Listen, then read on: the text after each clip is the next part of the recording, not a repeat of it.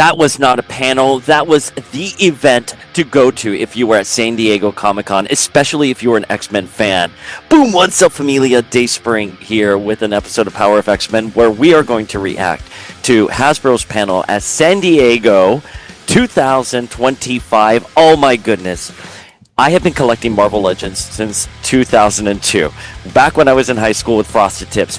Never have we had such reveals before. I mean, anyone who's saying there's superhero fatigue, anyone who's saying that the Legends line is dead, absolutely not.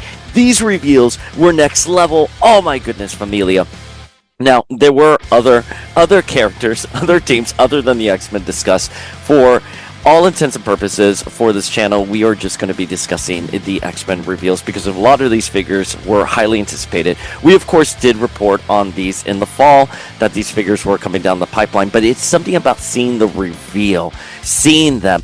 Oh my goodness, I was losing my mind. I literally was trembling when I was trying to upload these photos. First of all, they were going so fast through the reveals. I couldn't keep up. A, but B, I was just so excited to see them because our fandom right now, we've taken a hit with the comic books. You know, there's conversations about the superhero films, although Fantastic Four just came out to really great positive reviews. But there's just so much out there regarding the MCU, Marvel in general, that it's just great to have a home run. Not just a win, but a home run, and that's what this panel was. So why don't we get into it? I want to give a special shout out to MCU Collector 24 and Toy Shiz because they were reporting on the panel live as it was happening. I'm not one who usually gets FOMO.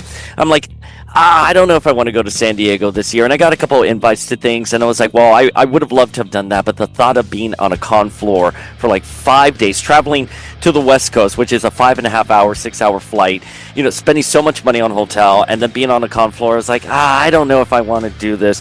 But I got to tell you, this year I have major FOMO when it comes to San Diego Comic-Con. So my goodness, even though that Marvel MCU news isn't going to be coming out of it, it's still showing to be what a great time. It feels like how San Diego Comic-Con used to be back in the day before all the big MCU reveals. So very, very jealous that I'm not at San Diego Comic-Con, and I'm not one to be like, oh, I'm suffering from FOMO. Anyways, that's it. Why don't we dive into these reveals? Oh my goodness, I'm so excited. So we got an X-Men 97 Wave 3, and the first figure that was revealed a couple of days ago was Morph.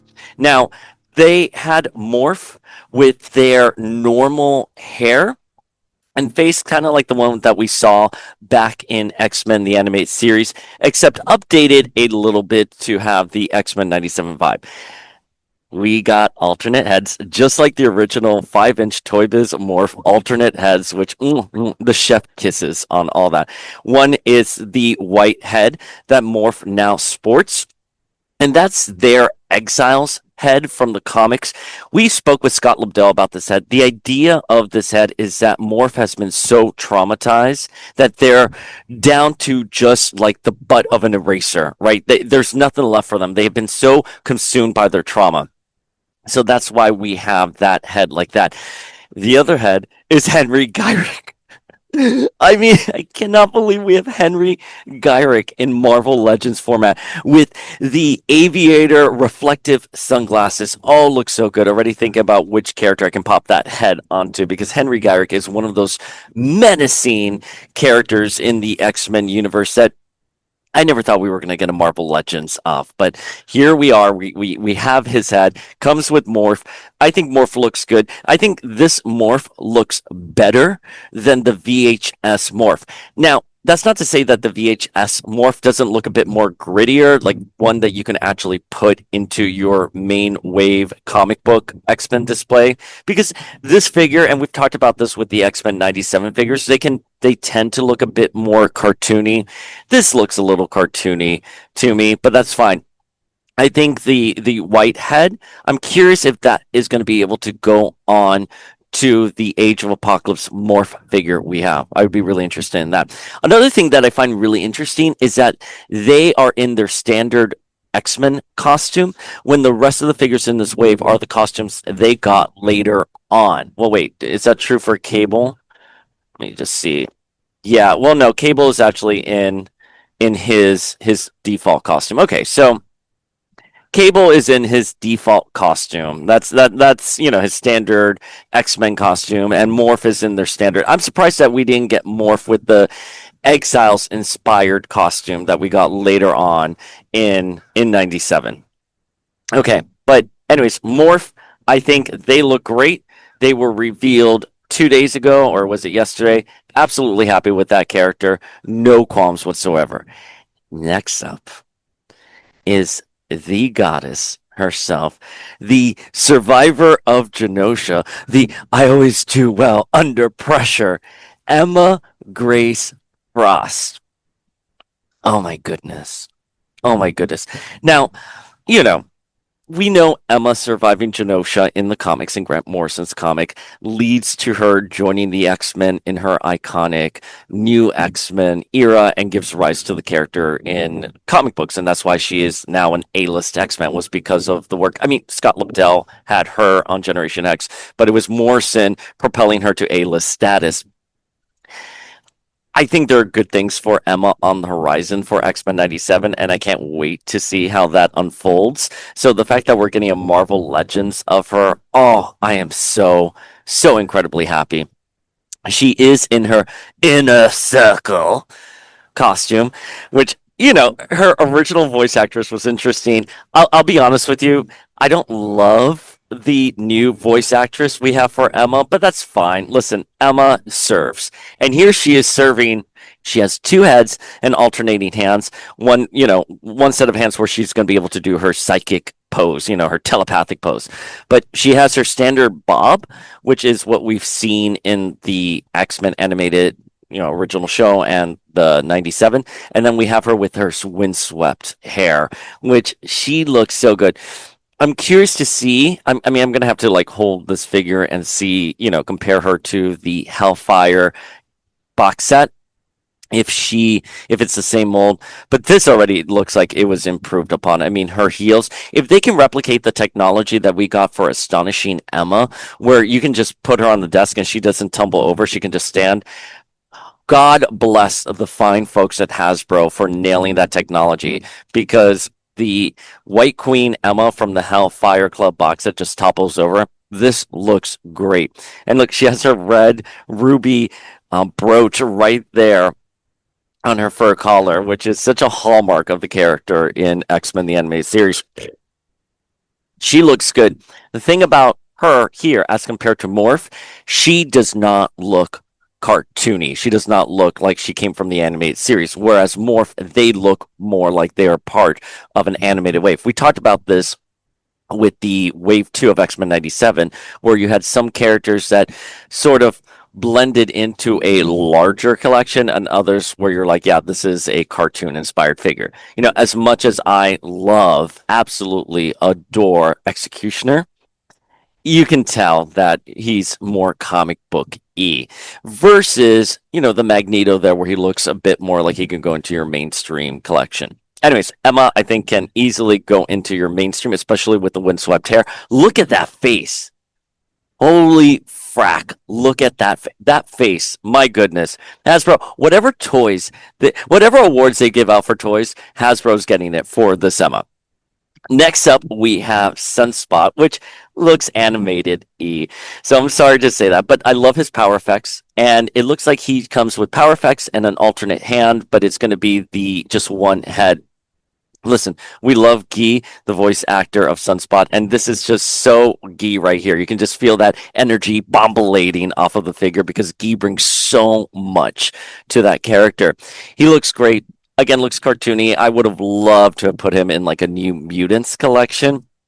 Listen, to the normies who come by your house, they're not going to know the difference, but we will. He looks so good. He looks so good. I am so happy with this figure. I mean, just look at that coy smile. Look at his hair. He looks like he popped out out of the series. He is in his standard uniform, which he got later on in the series. He looks great.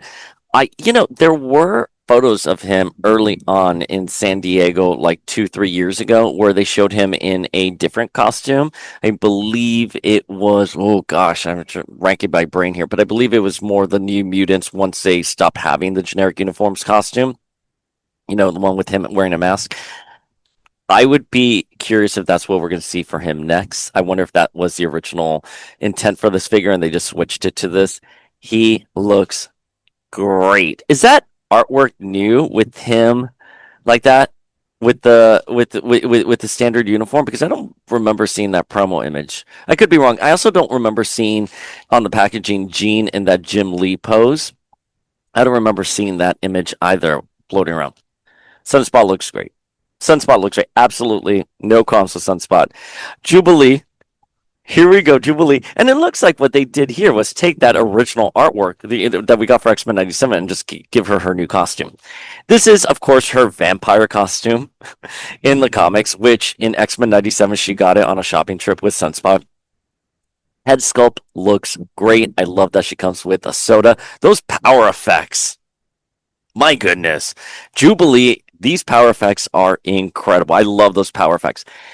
I would have preferred her to have been in her 90s costume. Of course, we have gotten already several figures of Jubilee in her 90s costume. The Caliban Wave, the VHS. It is okay that we're going to get a different version of it. If I was on the Hasbro marketing team, I would totally have done this. She's coming with a lot of power effects, interchangeable hands, and one head. So this is just her standard head. And wonder if we can pop this head off and put it on the VHS body, because that would be my standard Jubilee. She looks, this photo that I'm seeing of her on Toy Shiz at the time of this recording, I'll probably be overlaying the official images, but the face that I'm seeing here, this looks great. This looks like it can fit into your mainstream collection. I have no qualms with this figure whatsoever. She looks so good. The thing about Jubilee, that when you're making a figure about her, she needs to look mischievous, and that's exactly what she is here. She is Jubilee is a Bart Simpson of the X-Men. Don't forget, when she first debuted, the Simpsons were on the upswings. Don't Have a Cow Man is basically Jubilee for the X-Men in the 90s, especially in the comic books. Anime series, well, no, I think in the anime series she did have that Don't Have a Cow persona. Anyways, she looks good. So great. I just have a smile on my face. I just have a smile on my face. And we have civilian Wolverine. Which, every time I see Wolverine in his civilian form from X-Men, the anime series, especially with the leather jacket and the shearling collar, it's just going to take me back to a time. He comes with cards. I'm forgetting where that is a reference to. Are those Gambit's cards? I'm forgetting right now off the top of my head where these cards are coming from. But he comes with cards, alternate hands, and claw hands, as you would expect. He looks great. This is another figure that came from the Toy Biz era. Back in the day, it was a great figure to have. It's going to evoke all those memories. He also looks like he can go into your mainstream collection. Him and Jubilee look good. They look like they would be so wonderful in your mainstream collection. So if you want to pose a civilian Wolverine, go for it. I will say, I think the Wolverine that we got in the Sabretooth 2-pack, where he's in a civilian form with the cowboy hat, that is like a mic drop Wolverine figure. This one looks equally as good, but with the idea that it's from X-Men 97.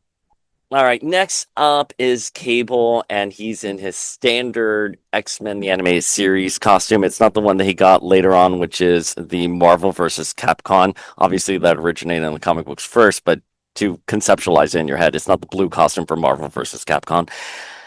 I'm okay with this. First of all, I'm always going to be a sucker for the shoulder pads. I love shoulder pads. I love his telecommunicator on his head. I love the big old guns. I mean, he goes with multiple guns and blast effects for those guns. Sold. I'm buying like 800 of these. This figure looks so good. I cannot believe that this figure exists. Cable was my favorite part of X-Men 97. I think it was so heartbreaking, that moment where he sees Madeline right before Genosha is destroyed, and he was trying to save her, and he goes, "I'm so sorry, Mom." Oh, My goodness.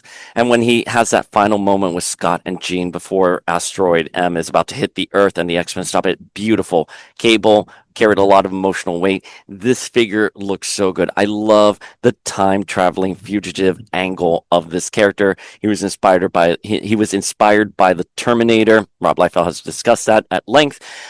This figure is probably my favorite. I will give it to Cable and Emma. Those are the two from these reveals that I love more than anything. Cable in particular, I think it's just such a beautiful figure. I cannot wait to hold this figure in the palm of my hands. He does look cartoony though. He's not going to blend in as easily. Maybe let's see how he looks with the rest of X Force, which we are going to discuss later on. But let's see how he looks there. Very happy with this figure. Very, very happy. I mean, it's fucking Cable. God damn. It's Cable. So excited for this figure. He looks great. Chef's kiss. The gun in particular. Oh my goodness. The details on the main gun, the big gun. Oh my goodness. So great. So great. All right, so the entire wave will be up for pre-order on 7/26, which is tomorrow, starting at 2:30 p.m. Eastern Time, available everywhere. You better believe we're going to pre-order all of them. If I had to rank them, again, Cable and Emma are number one for me, followed by Jubilee and Sunspot.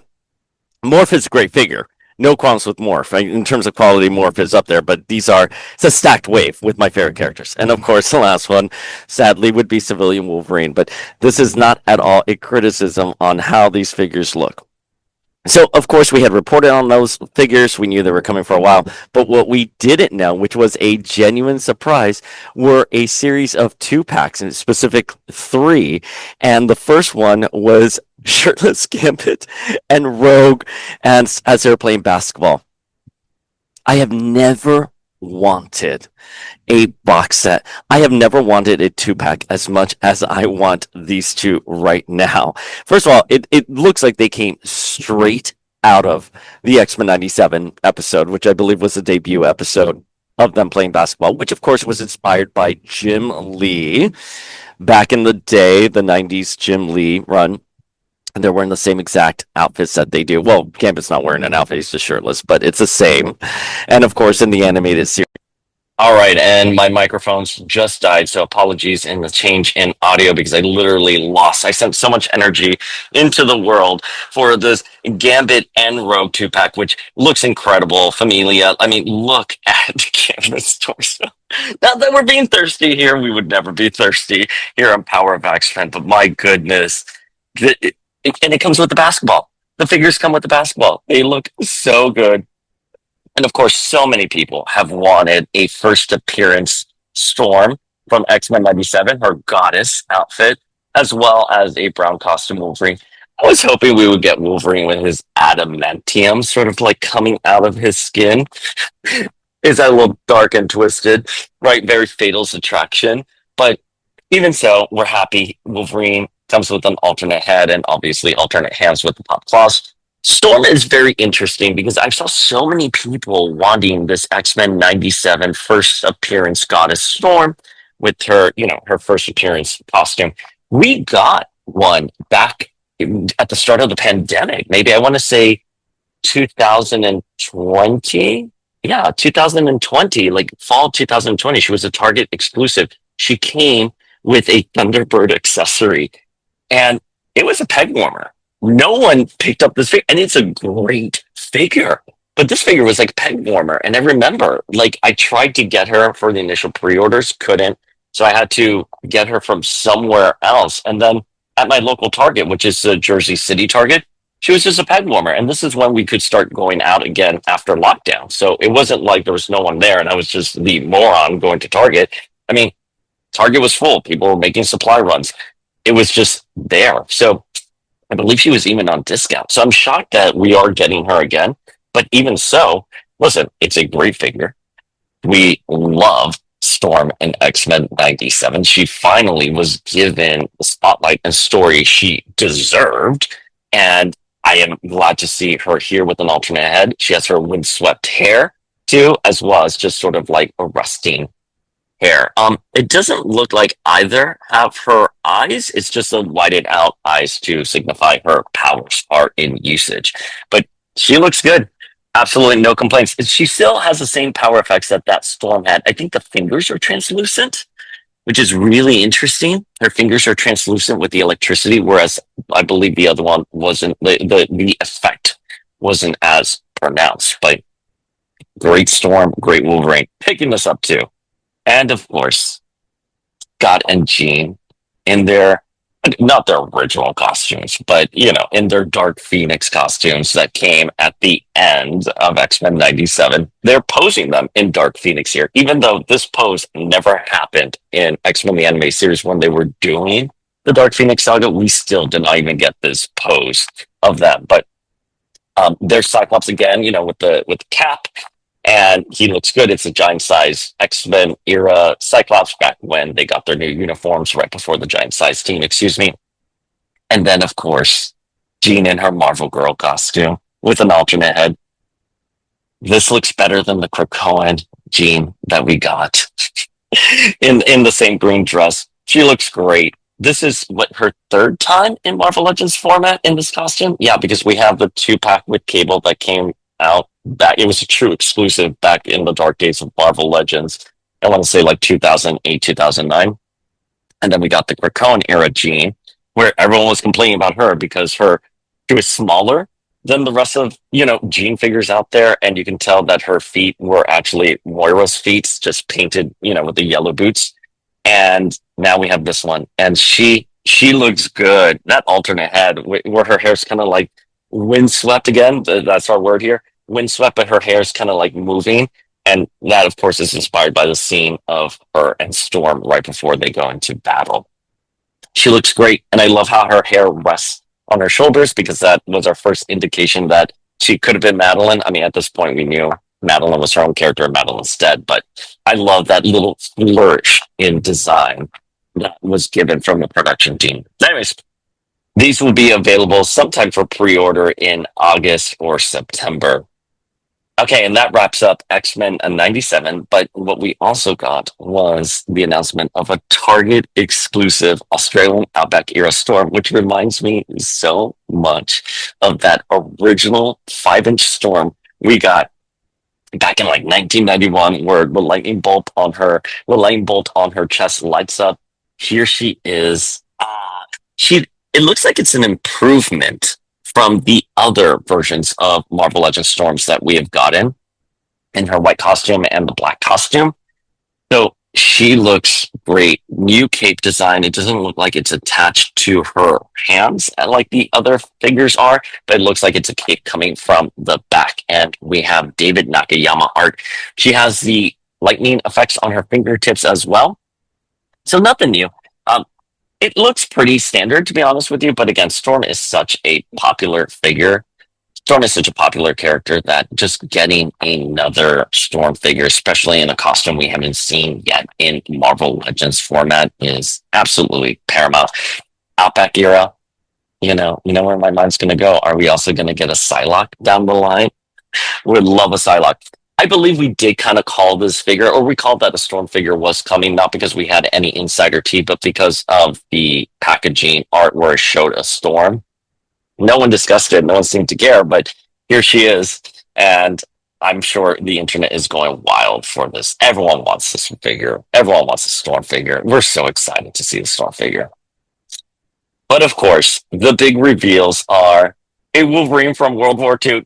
Just joking. Although he looks great. No shade at all. We love Wolverine here. He's carried the franchise. So good on Wolverine. But the other final two reveals are figures we have wanted for such a long time. And, we reported that they were coming in the fall, we reported that they were coming down the pipeline.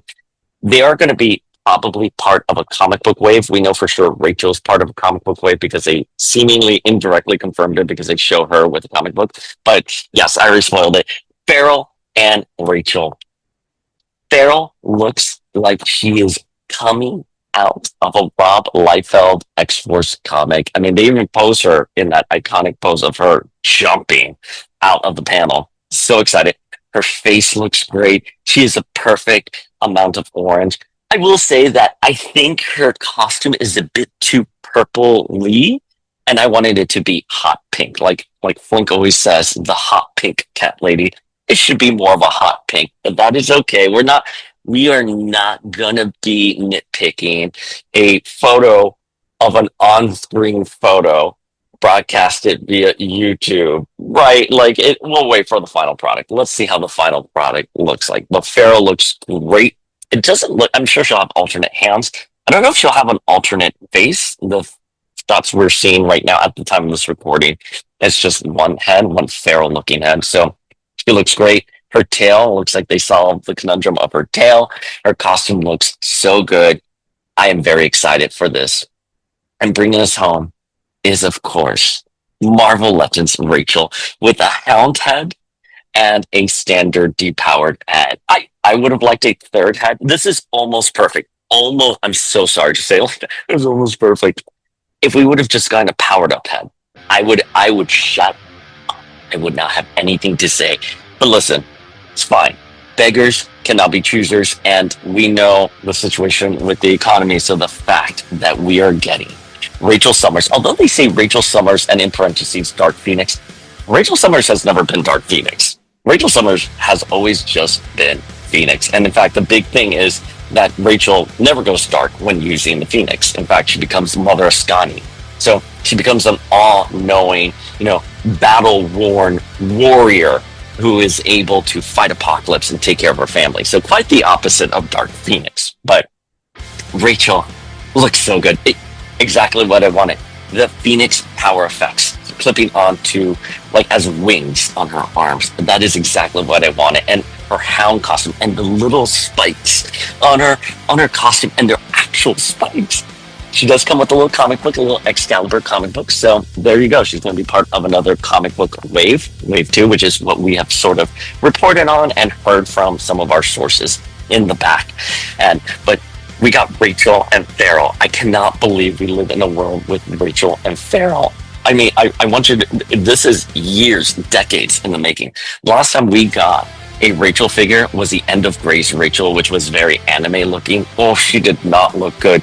A lot of us have been kit bashing it with the Dark Phoenix body and the retro Black Widow head. Hate it, never liked it. I hate doing that because for me it's Black Widow wearing a Dark Phoenix costume. This is Rachel Summers as she appears in Excalibur, the one version of the character we all unanimously agreed as a fandom that we wanted. We wanted Rachel as a hound. Not to say that we don't want other iterations of her, but if we had to have one, it was going to be the hound.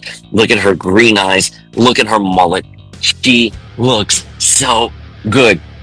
This is the Rachel Summers from Excalibur. This is the Rachel Summers we wanted. Again, the Phoenix effects look great. Again, if I'm going to be nitpicking, I in my head, I conceptualize them a bit less like the Alan Davis art and more like translucent. But listen, again, these are minor grievances. Not having a flamed on head and translucent Phoenix wings. I'm going to shut the fuck up because absolutely not. She looks great. As always, we'll hold the figure and we'll decide.